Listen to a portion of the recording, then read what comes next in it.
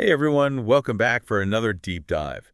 You know how much we love to dig into the really fascinating stuff in F1, and today we've got something that honestly has me a little puzzled. Oh, intrigued already. I am, and I think you will be too. Yeah. We're talking Red Bull, Aston Martin, and what their 2024 seasons might tell us about a really different approach to car design in 2025. Sounds like we're not just talking about who won or lost, but the how and the why. Exactly. It's about strategy almost more than the results themselves. Because what if I told you that sometimes taking a step back can actually be the key to moving forward? Okay, now you've got my attention for sure. So let's start with Red Bull. Everyone saw the RB20 was super fast at times, Yeah. but there was always this chatter that it was a bit of a difficult car to drive consistently, Yeah, it had a reputation, right? for being a bit temperamental. Temperamental is a good word for it. And get this, it turns out Red Bull was well aware of this issue. I was reading some analysis by Paolo Filicetti and Jorge from soymotor.com, and they revealed that Red Bull was already planning to simplify their car's aerodynamics for the 2025 season with the RB21. Interesting. So let's focus on just raw downforce. Yeah, less downforce, but more emphasis on making the car stable and predictable for the driver. So almost like they were willing to sacrifice a little outright speed for better handling and consistency. It's exactly it. It's like a sprinter deciding to focus on their form and balance, even if it means slightly slower practice times. The idea is that it could lead to more control and fewer mistakes come race day. Makes sense when you put it like that. And I'm starting to think that the U.S. Grand Prix was the moment where this all really clicked for Red Bull. Yeah, that was a pretty pivotal race for them. They debuted a new simplified design package there. And on paper, at least, it did look a bit slower. Right. But remember, Pierre Wash, Red Bull's head of power unit operations, even admitted that while the car was slower in simulations, it gave Verstappen a much better feel. And he went on a tear after that race, winning even on some very challenging tracks. It's like something just clicked for him and the car. And I think that click is driver confidence. When a driver truly feels in sync with the car, they can push it to the absolute limit and maybe even beyond. Absolutely. It's about that harmony between man and machine. So now let's bring Aston Martin into the equation, because they had a pretty wild 2024 season, to say the least. Yeah, it was a roller coaster for them. They had more performance updates than any other team on the grid. But here's the strange part.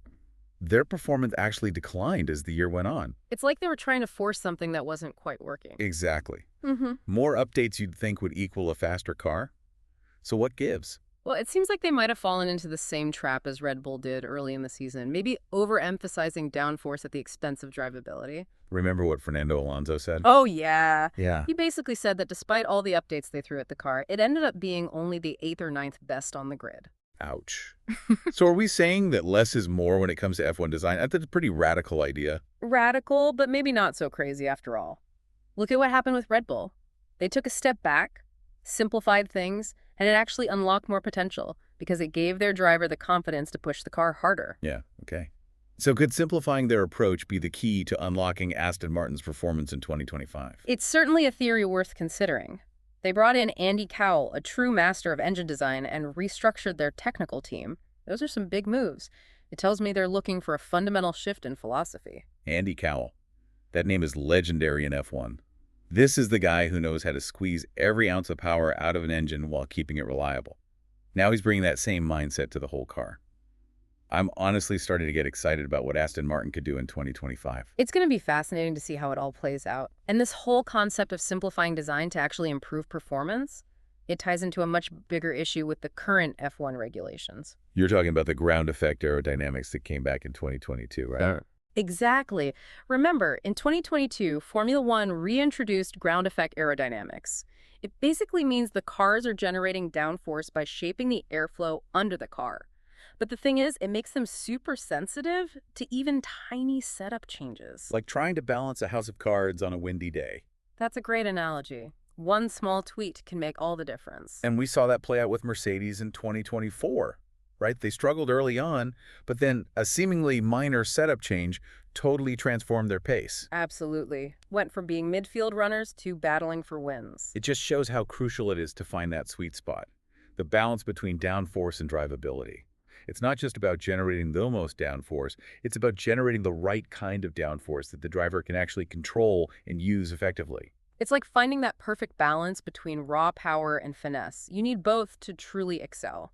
This whole conversation has seriously changed how I think about F1 design. I used to think it was all about pushing the limits of downforce no matter what. But what you're saying is that it's way more nuanced than that. It absolutely is. And that's one of the things that makes Formula One so captivating. It's a never-ending puzzle where the tiniest details can have massive consequences. And sometimes the most ingenious solutions are the ones that seem the simplest on the surface. So what does all this mean for the future of F1? Could this shift towards simpler designs signal a broader trend across the sport? That's the big question, isn't it? Are we going to see teams all over the grid start stripping back their designs in search of this balance between downforce and drivability? It's like we're entering this new era of F1 design where less could actually be more. Who would have thought? It's definitely a fascinating possibility. Imagine a grid full of cars that are not just fast, but also incredibly agile and responsive cars that allow the drivers to really show off their skills. Now that would be amazing to see. Could totally change the game. Absolutely. More overtakes, more battles for position, more unpredictable races. The fans would go wild. It would bring a whole new level of excitement to the sport. And what about the impact on driver development? Right. If the cars become more challenging to drive, it's really going to separate the best from the rest. We might even see a new generation of F1 superstars emerge. Okay, my mind is officially blown. This has been eye-opening. So to sum up what we've talked about today, it seems like raw speed isn't the be-all and end-all in Formula One.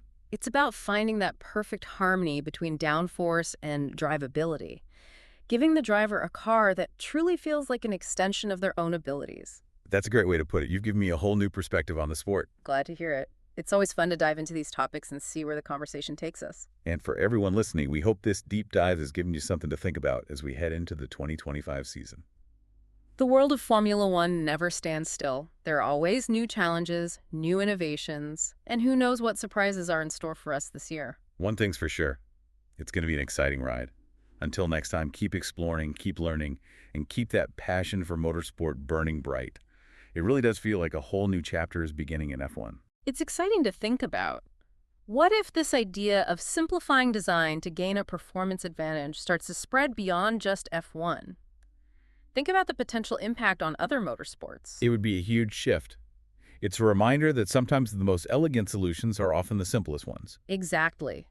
Stripping away complexity to focus on the core fundamentals. That's where true innovation often lies. Well, this has been a fantastic deep dive. You've given me a lot to think about, and I'm sure our listeners are feeling the same way. It's been a pleasure chatting with you. Always love digging into these topics and seeing where the conversation takes us.